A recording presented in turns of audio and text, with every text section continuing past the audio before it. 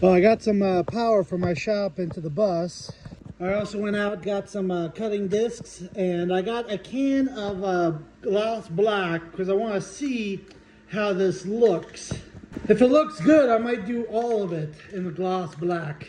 Yeah, since I have like everything opened up, you have a little bit of that moldy type smell from that little bit of rotten wood on the edge. But you know, as soon as this dries up and stays dry for a while, you won't have that smell anymore. Like if I wanted to, I could have left that heater run all night with the door closed and got it nice and hot in here to dry all this moisture up. I might do that tonight. We'll see how things go. You know, also did not help with all the years it was sitting having two windows open. It was this window was open, and I believe it was that one or this one was open. That one was open too, but that was on the downhill side, so water wasn't coming in there. It is surprising how much crap I took out of the bus already, but I'm going to be putting a lot more stuff in it. As I'm cutting off this lip for where the seats bolt onto, the problem I'm running into is it separates. So that's an issue I'm going to have to fix. But you can see the insulation in there that the bus came with. But my idea is the piece I trimmed off, what I'm going to do is put it flat to basically screwed back on just under these rivets and just bolt it on to hold that in and cover up that seam. That's what I think I'm going to do once I get this all trimmed off. Going to remove this rivet here and basically put that up to hold that in, and then put a self-tapper right into the main joist. So it all holds that together. There's nothing to screw together between there to there. So this piece, as soon as it's put on, I'll put some little self-tappers like from here to here so it doesn't push in or out, you know. But the main secure points will be right there at the main support pieces.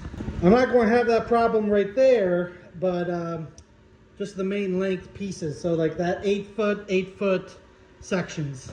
So I thought when I cut that piece off it would stay the way it is, because I thought that was like a piece of angle iron on there. So even if you cut the end of it off, the rest of it still holds it together. But it's not. It's like a folded piece of steel. So it's not solid like I thought. But you know, I figured I was going to run into something like this, but it's a simple, easy fix. Now I don't want to try to weld that seam because I don't want to risk setting fire to the insulation or wires on the back side of that panel. The paint is still drying, but I was just trying to get a good look to see what it would look like. And so far the texture of the metal matches the rest of it. So if I sprayed it, painted it black, it all would match. Or I could just get some off-white, you know, and just paint this section here to match the rest of it that it already has. Which maybe I might just go that route instead of trying to tape it all off and repaint it. Well, I got most of this trim cut off. Got a little bit more to do. And then I got the seat to take out and the rest of this like rubber matting stuff. Well, my cousin stopped by. He had a seat out of a tractor trailer he said I can have. So he dropped it off so I can get rid of this older seat and get a better one. Also, he asked about taking these pieces off, which I did. So I took all those side pieces off, you know, gives it a little bit more room in here, and I'm just going to put all this in like a conduit or something, because like I already have to run some conduit and some stuff already, and there's going to be a shelf here anyway, so I can put all this stuff like in a conduit on the shelf. So I still got to get paint and like repaint it and freshen it up. I found like a big wasp nest behind that one right there. That was like 30 pounds of weight. I just reduced this thing. Okay, while I was at it, because I know where the wall's going to be, these lights were kind of in the way, you know, so all I did to make room for the wall that's going to be here is I just went from lengthwise and widthwise. That way it's basically still in the same hole, you know. I'm going to finish up for tonight. I got the rest of that edge to cut off.